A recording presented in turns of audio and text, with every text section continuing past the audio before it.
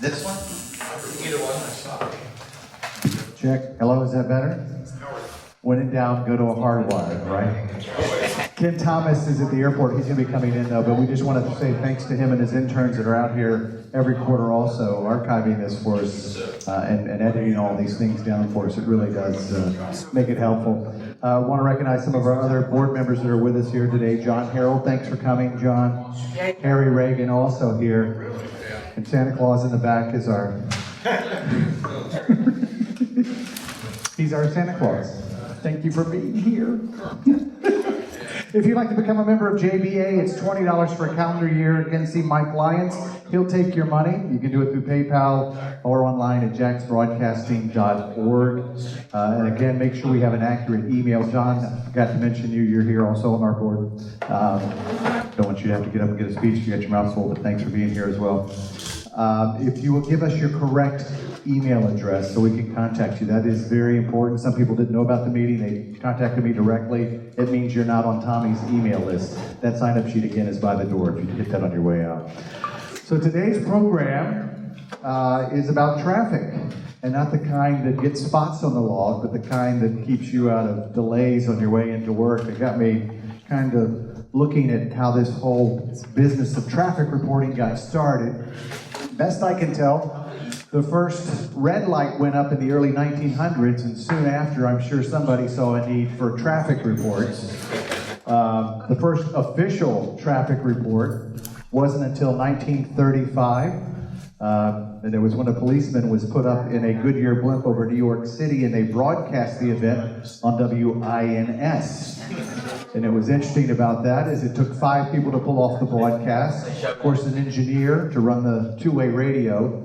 Then they had someone to hold up a city map so the policeman could actually say the correct routes people were coming in. Then they had 2 producers, one to make sure that the policeman who was giving the report stayed within the time constraints of the break, and the other one to make sure he was holding the microphone correctly and mentioning all the sponsors.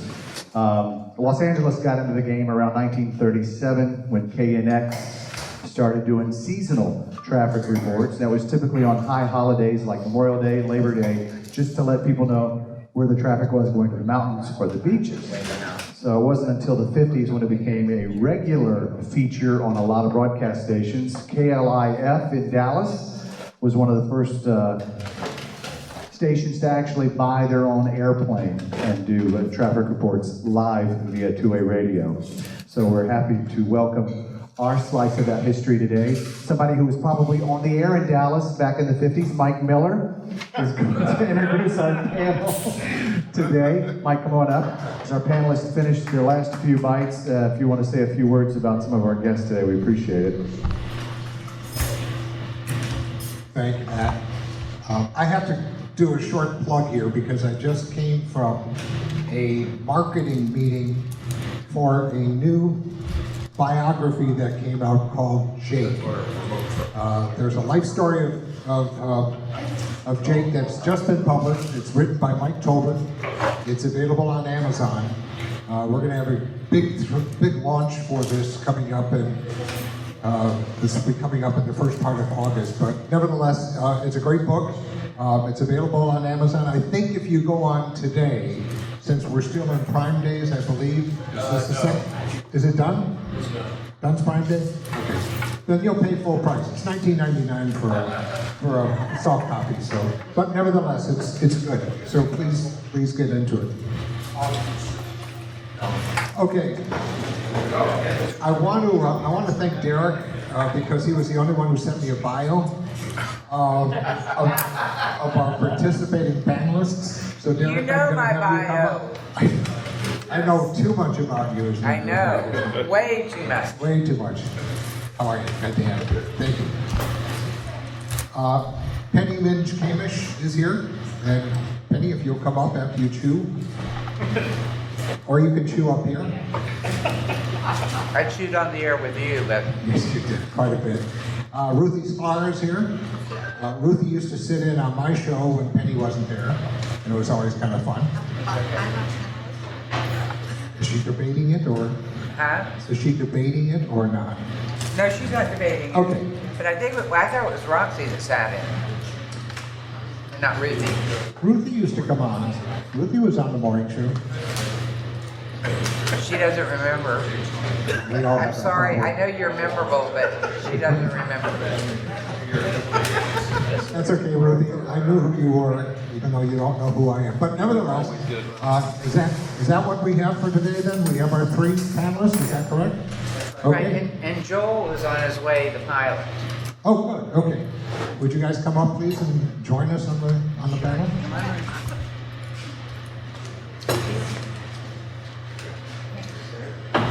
That's too much Joel, you thought I needed. It's just after I saw the picture of you doing cheerleading, I thought you wouldn't be able to make You want me to do a standard round? Please. Ruthi will be coming up in just a moment and we'll get things started. A lot of this is going to be, we hope, audience participation. So don't be shy. We don't have to go through a presentation and then wait for questions. We'll take them during the presentation. Oops, I'm sorry, Ruthi, I want to help you out. I'm going to do this because nobody did something. I'm going to pretend as though Derrick didn't send me the bio, but if all of you would just take a moment, tell us about yourselves, tell us about your background in broadcasting. It would be very helpful. Derrick? Good afternoon, I'm Derrick Odom. Born and raised in Aiken, South Carolina. Moved here in 1992 for various different jobs. Always wanted to be on the radio, and they were telling me, well, you need to go see this lady named Penny at the traffic center. So I went and found her and auditioned for her, and she hired me on the spot in 1999, where I worked for the traffic center for about 5 years before we transitioned to another contract with the Department of Transportation, running their traffic management center, which we both still do today. Also, after being there for about 6 years, I got the opportunity to fill in a couple times via phone on Action News. The news director at the time, Mike McCormick, said, why don't you come in for an interview? So, unexpected, but I got that job and I've been at Action News doing the morning traffic for almost 10 years now. Okay, I have to say that Derrick was very polite in the way he did the getting on Action News gig, because we had someone who was going to do that gig, and he called me at 5 minutes of 5 before he started at 5 on a day and said, I quit.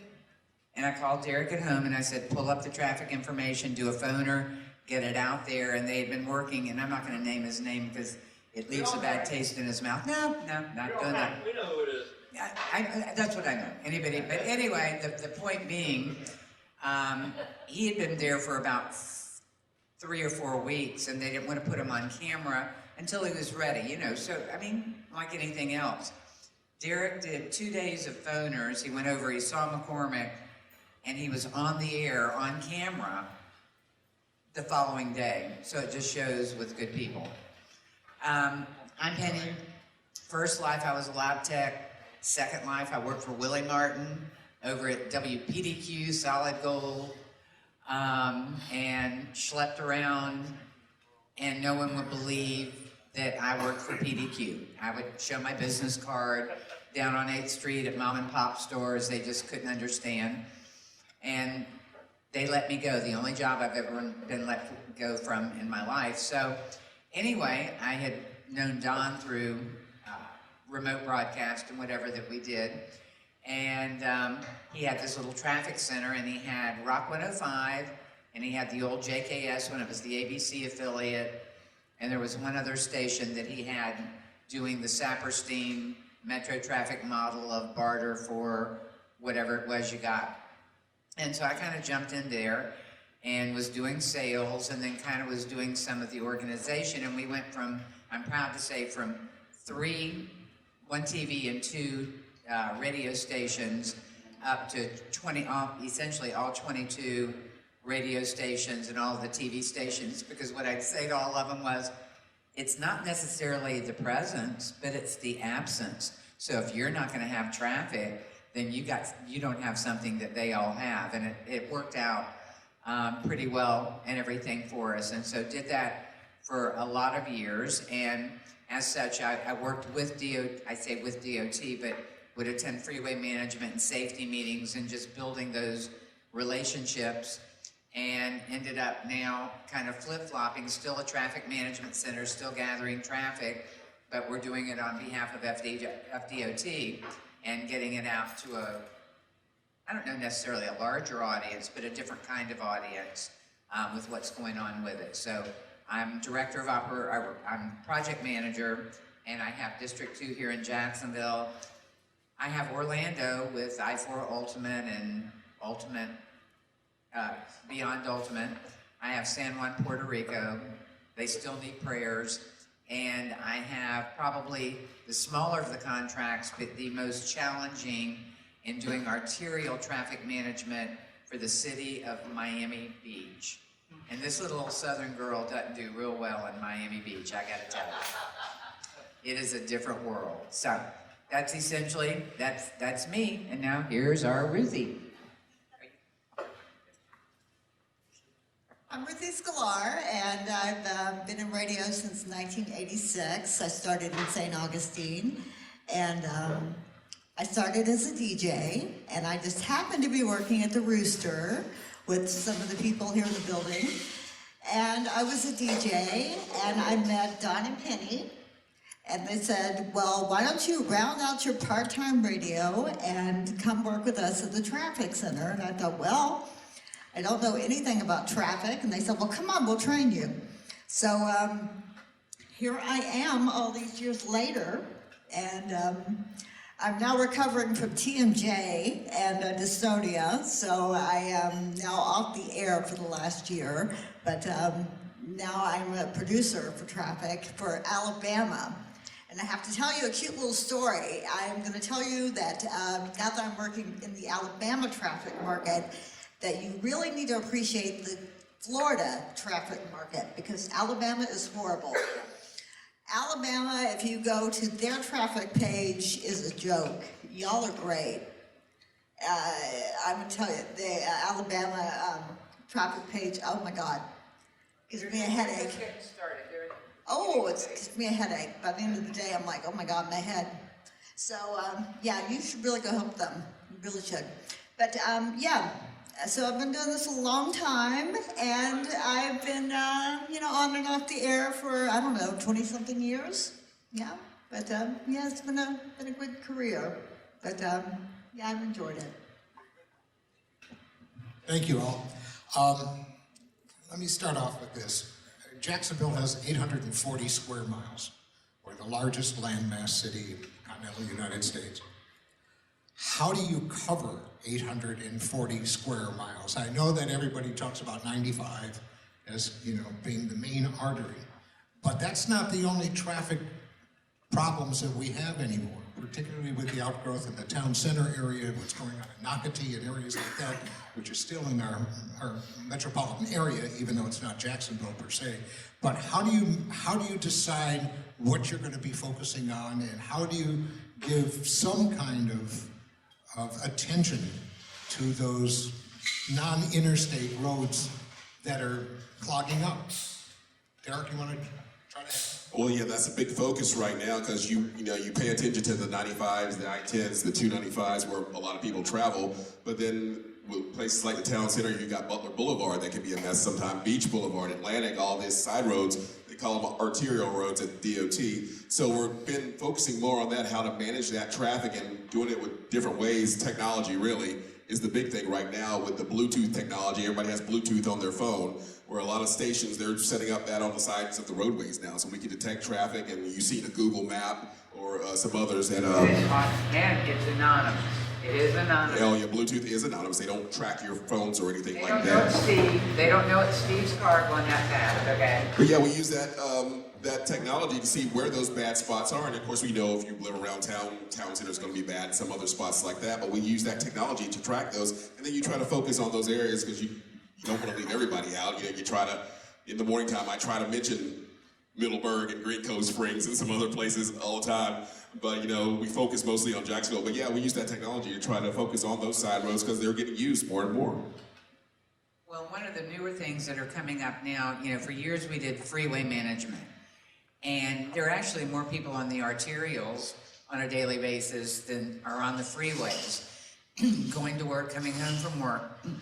And one of the things I did with a project in Palm Beach is we came up with a grid, and with all these things that Derrick had mentioned. But if for instance, there's a big crash on Beach Boulevard westbound, west of University, you come up with grids, and with those grids, you could send them over to Atlantic, but the traffic signal timing, they increase it so that you've got more throughput, so that you don't necessarily have the backups of the people on Atlantic are now on University and whatever. So it's a real tweaking that you go about as you watch this extensive thing. And by using these grids, also on the interstates, there are times when you have to, if we've got something major going, a full closure of 95 northbound going on, say, at Bay Meadows or at University, you get people off onto US 1, you try to choose, and these are the things that we're working on, but the major arterials that can carry the most capacity. And yeah, it's not gonna be as easy as the person who's coming out from the side street, but they don't totally disregard them. But secondary crashes are a huge thing when you have such congestion from it. And there are a lot of times when secondary crashes can be worse than the primary. Somebody comes over a hump in the road doing 60 and traffic's at a dead standstill, it's not a good thing. Thus, we have, I'm sure many of you have seen, we have the smaller arterial dynamic message signs, as well as the big ones on the freeway. We have 511, all of those things, because we look at it, the more information we can provide to you, the better decisions you can make when it's something, you know, when it's Armageddon going on out there, which on some of these rainy afternoons, it is Armageddon. One thing we could do as the traffic center is what we can do is we can route them from US 1 even to a different route. So we can route them from 95 to US 1, and then even from US 1, we can route them somewhere else. So there are different ways that we can send them onto different alternates. So we can help each other. Yeah, exactly. And one thing to add, because just with what I'm currently doing, and it's not the traditional, if you will, traffic reporting as immediate as I did for so many years, but way back in the day, you know, we would have something, we would find out that there was a horrible crash on I-75. Well, you find out about it, but equally important as putting something up is when it's cleared, letting people know as well. Otherwise, they think you're idiots and you don't know what you're doing. And we knew the number. And Linda Baker, she knew this stuff. She had that taxi cab driver that called her with everything he saw. But I went over to I-75 and went and found every Denny's at every exit. So if we knew there was a crash, I'd call the Denny's and I'd say, hey guys, would you walk outside and look and see if the traffic's flowing on 75 northbound right now? You know, back in the day, we didn't have all of these cameras. We didn't have all of these intelligent transportation devices that we do now. So sometimes you had to just kind of think out of the box. And I've been known, I did it in Miami once, and the clients down there thought I'd lost my mind, but we couldn't see a particular crash, and I called what looked like a flop house to me when I had passed it before, but it was on the bay. And I called, and a very nice man answered the phone, and I said, excuse me, could you look up at the JFK Causeway Bridge and let me know if there's traffic going in both directions? And he did. The only difference with it not being radio, we would always say, hey, we want to thank that guy at the flop house over there on the JFK for letting us know that everything's open again. So they were more inclined to call you in our we had star 333 and pound 333 for both cell 1 at the time and Bell South Mobility. And most people laughed and said, you have both of them? And I said, yeah. I sort of fibbed to Charlie Bender and said, yeah, well, cell 1's coming on. I guess you're going to be the have-not without it. And then I did the reverse, which is just kind of sales speak, you know. And guess what? We got them both. By the way, if you have questions, I can see hands, so go ahead and raise your hands and we'll get a microphone out to you. This is all being recorded, so please wait until we get a microphone to you before you ask a question so we can make sure that we get that on tape. Traditionally, of course, morning drive is always the place for traffic. And it used to be, back in the day, if I can use your term, that's all you really needed to do, because after you got past 10 o'clock in the morning, things were pretty quiet and things smooth and you didn't have to do it. Well, no longer. It seems like rush hour now is a 9-hour day at least, if not longer. Are we doing, from your opinion, and I know you guys are not supposed to be opinionated, but Penny is, do you think that the media is doing enough to bring that traffic information outside of the drive time, and the morning drive particularly? And is there the opportunity, particularly with all of the syndicated programs, is there an opportunity to break in on a regular basis? You're not going to do traffic and weather on the 7s or whatever when you're in the middle of a syndicated show, but if there is something that does happen, are the stations giving you the flexibility to be able to break in and say, hey, listen, we've got a major issue on this particular road and we want to bring your attention to that? Well, I think it's becoming harder and harder with the way radio is set up now to have that information out there, and it's kind of at a time where we need it even more. Like you said, it's a 24/7 deal, which is kind of birth areas like the DOT office where we work at now. It's kind of fed into that. Here locally, I know we are in partnership with WOKV, which is really the only station in town that provides traffic on a regular basis throughout the day. So we try to foster that partnership so we can get the information out there. And when it is something huge, and they can make that decision if they want to break in and let everybody know. But that's about it. I think it's definitely the opportunities there to do that even more. Well, and the information that we get from FDOT on the fl511.com, please understand that even though we utilize it somewhat, Waze is video game while driving, okay? And not to say it isn't, not to say that it's bad, but one of the things we run into is depending on how quickly you can lie to your phone that you're not the driver, you're the passenger, as to when you hit the button on it. So there are many times that we will have the same incident reported that comes through to us over 4 miles. And so we have to go through and keep trying to check, and it's a tool in the toolbox. But FL511 is with the real time, with all of our cameras, and no, we never ever record anything on the cameras, because with freedom of information and all of that, I can't imagine the size building FDOT would have to do all of our cameras and the video for 7 years. So we do not, we get attorneys calling all the time, yeah, we want to see the video, see that video of that crash my client was in. Well, sorry, we don't have it. But it's there all the time, and I think that there are, of the TV stations and perhaps of the radio stations, I don't have that much of an opportunity to listen as I used to in the day, and sadly, so much of it is just 27 markets by the same person. Sorry, that was just an editorial, but that makes me sad. Well, it just makes me sad because they think sometimes we're idiots because they mention Jacksonville once an hour, that we think they're sitting here in Jacksonville. I told Lex Staley, I was like, yeah, Lex, I'm not stupid. I'm blonde and maybe I'm dumb, but I'm not stupid. And everything, but they all have the access to that information. And so I think what it comes down to, if it's a crash right here at in front of Bishop Kenny and everything, maybe not so much. If it's a full shutdown of I-95, if it's a wildfire, as we had the 8 days of lanes on 95 north of the airport closed, yeah, I mean, I think all of them, it just, the old bleeds, it leads. It depends on how bad it is as to when they cut in, and because they're cutting into commercial revenue when they do that. We had a question, I believe? I have one. Just, no, we need the microphone to get you on tape. That way we can hold it against you later.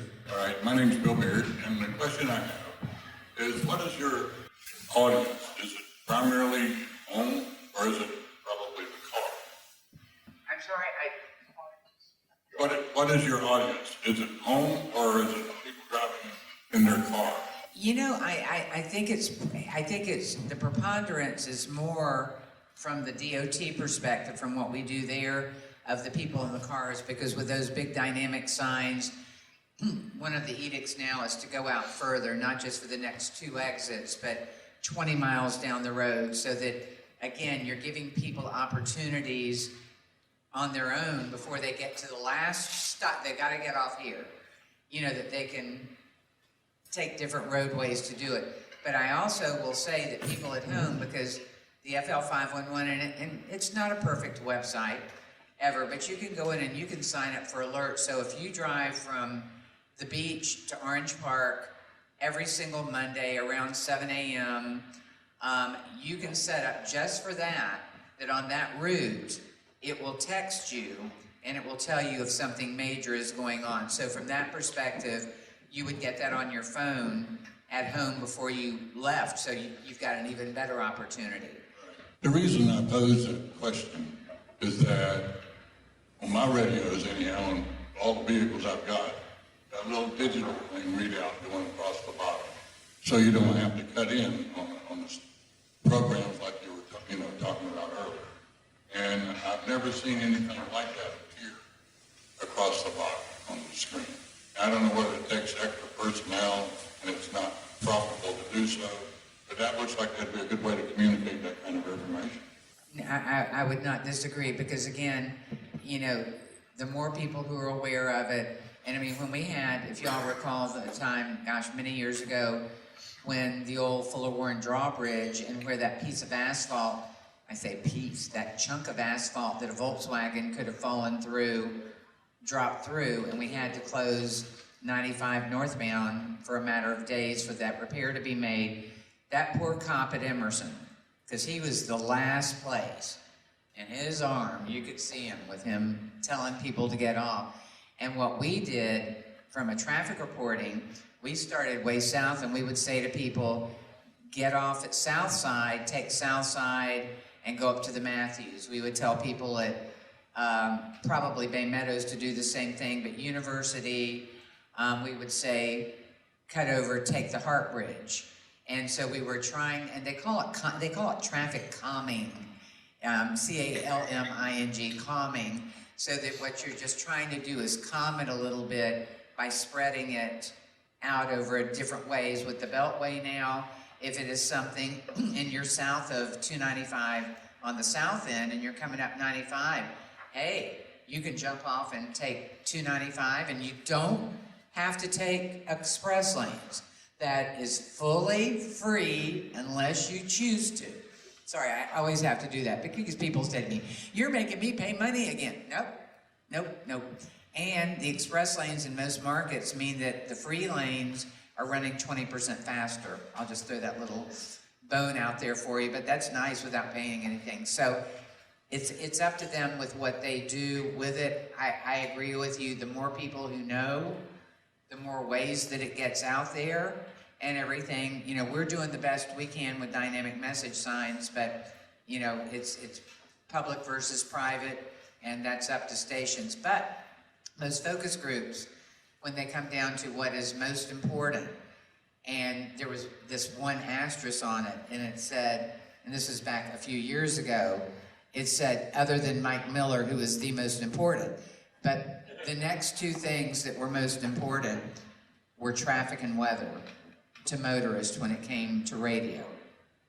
One other thing, question about how close do you guys work with the Jacksonville Department of Transportation and getting them information from them and where they would like for people to move? I know down in Tampa they used that a long time ago. I don't know that they use that same model today, but they did a long time ago. In fact, they could control the traffic lights to move emergency vehicles through the whole town. That had never occurred up here in Jacksonville. Well, no, and it may not have been clear to begin with. I'm not on the media side of it anymore. I work as a consultant for the Department of Transportation here. And that's all the things I've been talking about of us getting it out to the public through all those various means. We have the Road Ranger Service Patrol that is out there. We have something called RISC, which is Rapid Incident Scene Clearance. So when we have, the one that always stands out to me was the semi-load of chickens that rolled over on I-10, live chickens, just before 295, and there were chickens running all over the road, and some weren't running anymore, and everything. But again, the point being, Why did they try to get to the other side of the road? I should have known. And there were also people that I actually saw people who were out there grabbing the ones that had been hit but not run over, grabbing them and throwing them in the back of their pickup trucks. They were having chicken for supper. So anyway. Yeah, but a little more to that. Penny and I both work. I do the TV traffic in the morning, but I work with the DOT office as a consultant as well in the afternoon. And one of the things we're starting to want to do is, referencing to what you said, is work with the side roads like US 1, Bay Meadows Road, so we can coordinate when we have a detour. We can say, hey, change those signals so this traffic can get through and not sit there for hours. And that's something that's very big. We just came back from a meeting in Orlando, and that was a focus among most people in big metropolitan areas, is to get that kind of system up and running, and we're currently in testing for that right now.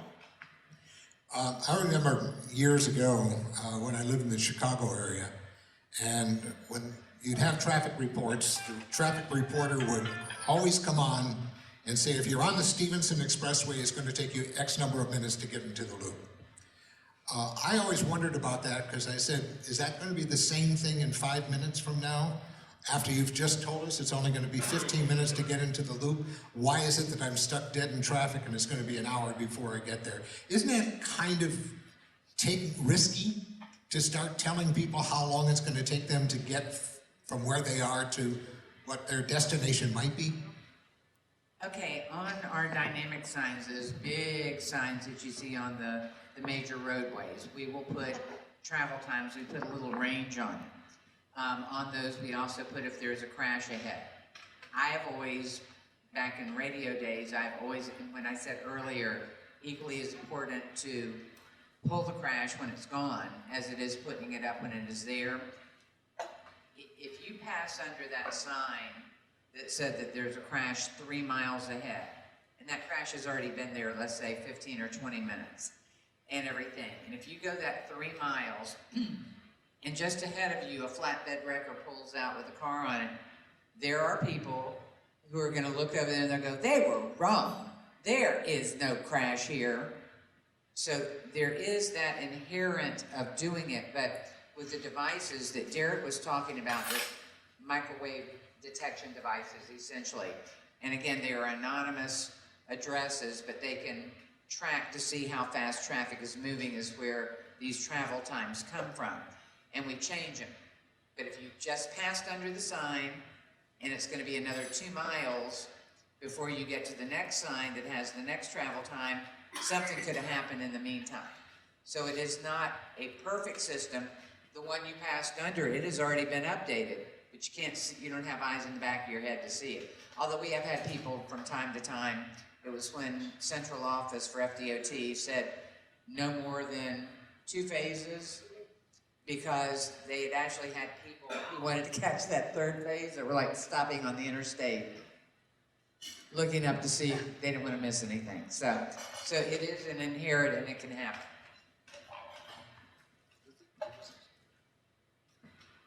I was just going to say, back in the day, we used to just use our knowledge of the roadways, and yeah, we probably estimated those times. Sometimes it'll take you 25 minutes to get here, but by the time you get to that point, it may have taken you 45 minutes. It was honestly just the best guess, but technology now, it's much better. We can give a lot more accurate information. I'm sorry, one more thing. And there were times when you just knew it was bad and you couldn't come up with it. And I can remember John Harrell, I think it was Kurt Schwartzwald that had the biggest list, but you added to that list. But traffic on 95 North approaching the Fuller Warren is backed up to your mama's house. Okay? Do we remember that one? To where you were just essentially saying it's Armageddon. A couple of questions. First of all, how would you describe the difference in traffic in Jacksonville now, drive times, number of accidents between now and, say, 5 years ago? And what kind of interactions or response stories have you heard from the audience, people that have heard you? Have they contacted you or talked to you and given you some interesting tidbits or stories?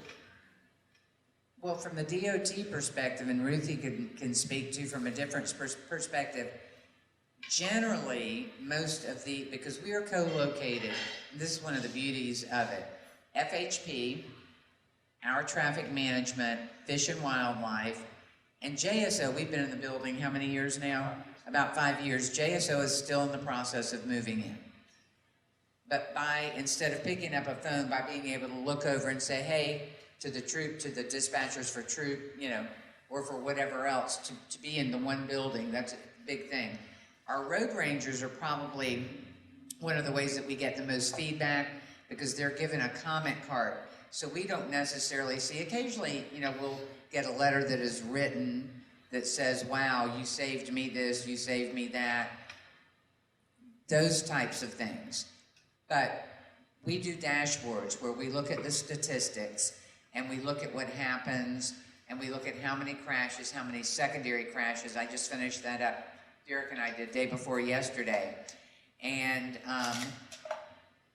from June of 2018 to this year, with the exception of one category, we were down about another 6% for the same time. And that is crashes, how long the crashes were there blocking the lanes, that's, you know, all of those type of things, how many secondary crashes and those. So we're always looking at that, and that is kind of our scorecard that we watch to see what we're doing and trying to do it better as we move along. But again, the road rangers, and we do get, you know, when you're a mom or a dad with 3 little kids in the car and something happens to your car on the Buckman, and that road ranger pulls up behind you and he puts out the cones and he makes you safe, and they bring the safe tow in, which costs nothing because it's a dangerous location. They pull you off the Buckman just to the first safe place. They're not going to take you across town to your favorite mechanic shop, but they're going to get you to a safe location. And we get so many, they're called our traffic angels by people. I mean, that's our main input that we get back from it.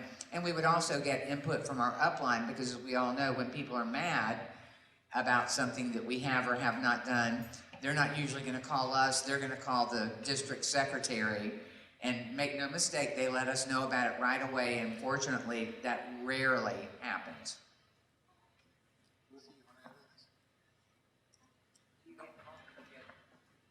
And I would just say on the media side of it, yeah, definitely with the communications you have now, I have a lot of people that follow us on Twitter, because as soon as something happens, big accident stuff, we're streaming that camera live, we're tweeting about it, we're sending alerts to phones about it. So a lot of times we get feedback from those people on Facebook when we're streaming that camera. Thanks for letting me know. I was just going to go that way, or I just passed by there and it was a 3-car crash. The people really need this information. So we get some feedback through social media.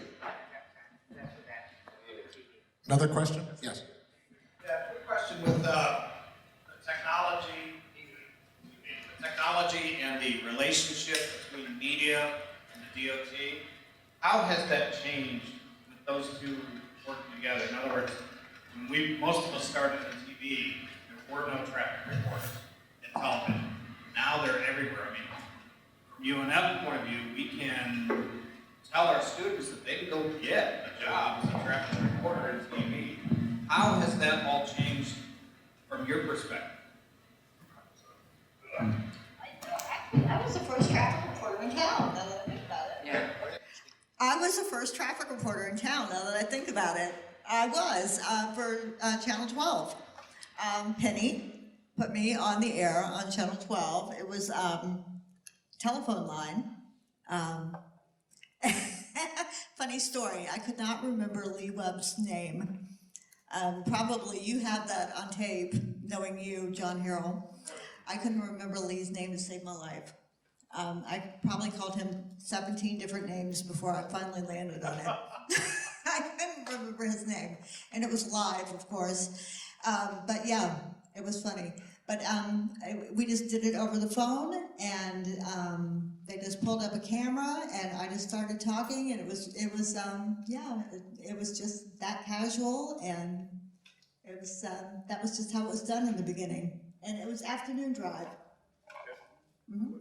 I think the TV stations have realized the importance of it more and more. Of course, they do their surveys and they have their consultants and they find out what people want. Penny mentioned that earlier, that traffic and weather were two of the most important things when there's something going on. I don't know how many times I've been told to wrap it up when there's nothing going on. in traffic. But if there's a big accident at 95, they want me to lead the newscast. So they've realized the importance of it. And of course, with the cameras that we have available, and that's through a partnership with the DOT, that we have access to the cameras on the major roadways, they've realized that that's something that viewers look for. Well, and all media has access to the cameras. They have to bring in their equipment. You know, we're on one side of the wall. They can hook in on the other side of the wall with their equipment. And, you know, and everybody is doing that. But, you know, with the information, I mean, when it comes to the folks, not just with that, we don't play favorites with action. It's the same thing with Channel 4, same thing, you know, with duopoly, such that it is all over the place now and everything. Everybody has the right, and the TV stations are all using it, and everything. And, you know, from a traffic reporting, Sherry Bird, who is our marketing person, and Sherry, of course, was in TV. She was at JKS many years ago. She was on The Promise for a lot of years and whatever else. But Sherry does marketing for us. And we have an agreement. It's actually not an agreement. Essentially, it would be almost like the old days at the traffic center. But Ruthi provides some bites with their triple team traffic. She provides some sound bites right there from the DOT to them. And as a result of those being there for them, we get the mentions of FDOT, the road, you know, 511, 511. And so it works out very well on both sides. Quick question or observation. Do you have a book of synonyms you use for every time you say like rubbernecker? We have I've noticed you guys have done such a great job. I've been listening to John even when he was doing point and all those things. How many different times have you noticed they go through, they say the same thing, but they basically say it 50 different ways? Onlooker delays, Kodak photo moment was one that we used over the years. Rubbernecker was one that we used, but OKV was with Mike Dorward. OKV, Mike was like, I don't like rubberneckers. And we were like, onlooker delays, would that work for you? You know, trying to come up with it. And we literally, there was a list, because you get sick and tired of using the same things. And my main thing I'd say to people, roads don't move, people do. So don't say, Blanding Boulevard is moving well. I hope Blanding Boulevard is not moving. That's great. Howard actually wanted me to ask these questions since I have the microphone and he doesn't want to hold it. How many cameras do you currently have just in the Jacksonville area? And how are those maintained, and what kind of technology are you using behind them? Well, most of that is through the DOT, the camera network. I think we're close to 400 cameras now.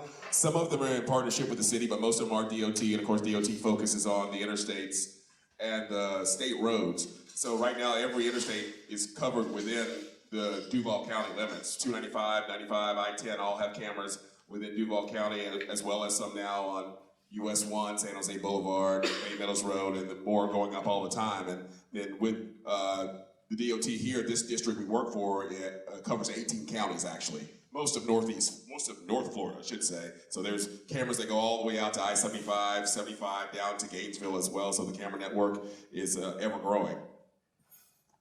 And they saw the need, and right now they're extending on I-10. I mean, we go up to Gilchrist. I think it's kind of, almost to Gilchrist is where our District 2 is, but they're in the process, because we did District 3 for some years with not a single camera. And we'd go out there and make the once-a-year banana bread trip. We'd go to every sheriff's office, because FHP's working the crash. We have no cameras. Sheriff's offices doing the MOT. And so we would go make friends with the sheriff's offices, because we could call them and get information on it. After the Paynes Prairie, it was already in the work plan at some point to put cameras on 75, but needless to say, the horrible tragedy from that smog event those years ago, it got moved up the list very rapidly. So with these cameras, the cameras are everything to us. I mean, they truly give us the opportunity to be able to do it. Do you still have an airplane? Joel Wiener, the Flying Wieners, had promised me, he was in Pennsylvania yesterday, and I texted him last night, and I said, you can't be here tomorrow if you're in Pennsylvania. He goes, rolled in 10 minutes ago, I'll be there, see you 11:30. But we have Joel on. Got stopped in traffic, I think. But one of the things that we used for many years, DOT, similar to how the traffic center did before big media took over all of that. But what we did, Joel, is they flew morning drive for us for many years, and they did the emergencies when the Paynes Prairie, not doing that again, but that's probably one of the worst crashes in our recent history.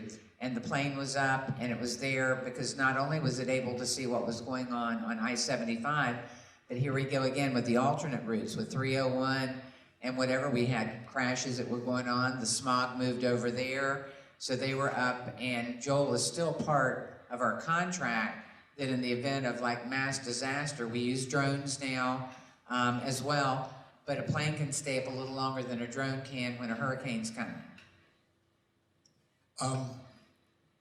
Do traffic reports today, and I have to apologize because I'm not listening to morning radio as much as I used to, but sort of retired, yeah, semi. Do you find yourselves being able, if there's an accident, let's say on Emerson on 95, do you often tell a person if you're driving northbound, get off at University, go over to US 1, and to bypass the Emerson to get back on 95?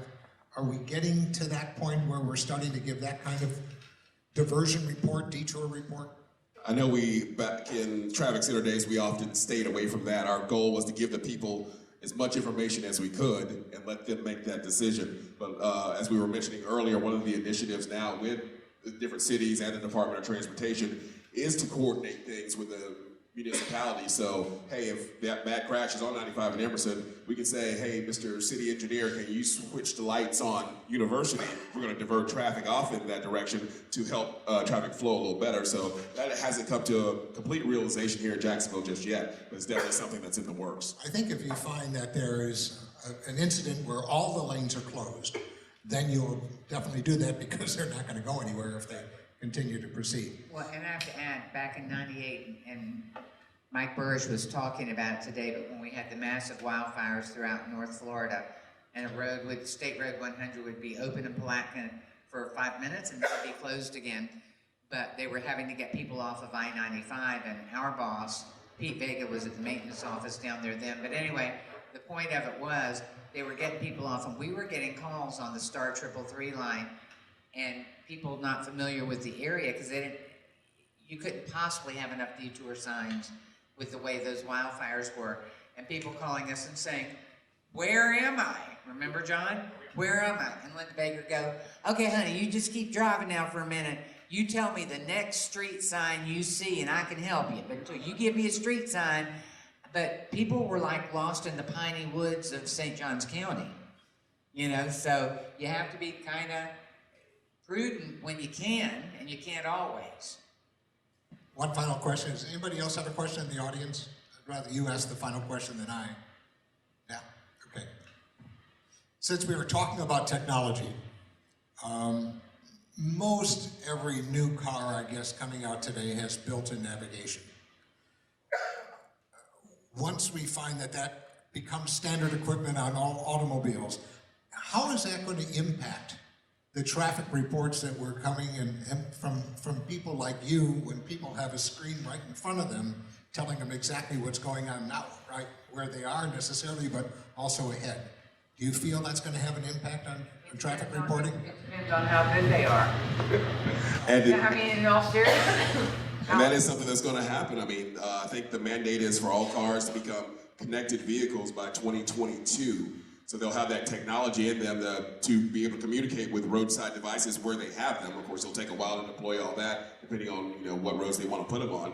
But yeah, it'll be able to talk to the cars, but a lot of that information is still going to be fed back to traffic management centers, where me and Penny work on the DOT side, and it is kind of up to us to help manage that information the best way we can and get it back out to the rest of the traveling public. Any final words of wisdom do you have for the group? I just have to do one quick story, because this was one of the things. I don't care about focus groups and consultants. I don't think anybody in here probably does, unless they're currently a consultant. But anyway, well, no, we all know. You come in one day and everything's turned upside down. Oh, no kidding. Imagine that. But anyway, when the Billy Graham Crusade was here back in the day, years and years ago, and Gary Walsh was over at the Promise, and Gary said, Penny, I want you down at the stadium. I want you to do traffic from the stadium. And it was on the Friday afternoon. It wasn't dark yet, wasn't dusk yet. It was still, good sunshine. And so I'm looking out, and I'm looking at the Matthews, and we're ordinarily on a Friday afternoon, you would be seeing people heading out. They're going home. It's Friday. And I don't know why I said it. And I said, I see all you people heading over here to the Crusade right now, because the Promise was a Christian station. And I said, if you're listening to me right now, turn on your headlights. That's something to say. Oh my gosh. I watched the headlights all come on. And even though I knew traffic was important prior to that, it was one of those moments that I went, these people want to know how to get in and what to do, and they made me feel good anyway. So. All right. Thank you all very, very, very much. Let's have a hand. Thank you. Thank you, Derrick. Thank you, Penny. Thank you, Ruthi. Thank you, Mike, for moderating. Thank you, Penny, Ruthi, 50-50. Derrick. We're gonna do the 50-50. I'm throwing money away.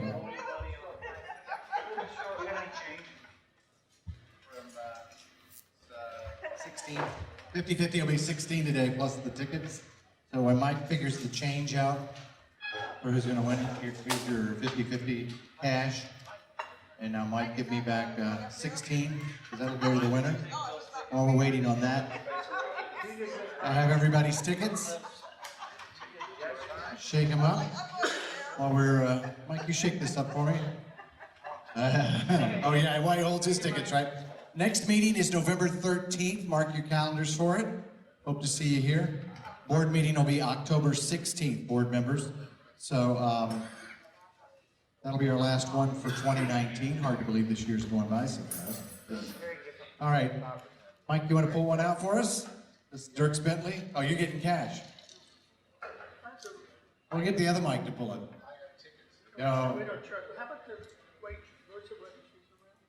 Who did? John Harrell didn't buy tickets. He has no vested interest. You should have been up there talking about your traffic stories. Well, some we can't mention here. Well, no, the ones we want to hear. The statute may have expired. All right, winning ticket 5437080. 87080? 7080. Mike Lyons. Well, just keep the cash, I guess, Mike. Or you could always donate it back to the organization. All right, thanks for coming again, guys. Hope to see you. Invite a friend. We'll see you in November. Thank you so much.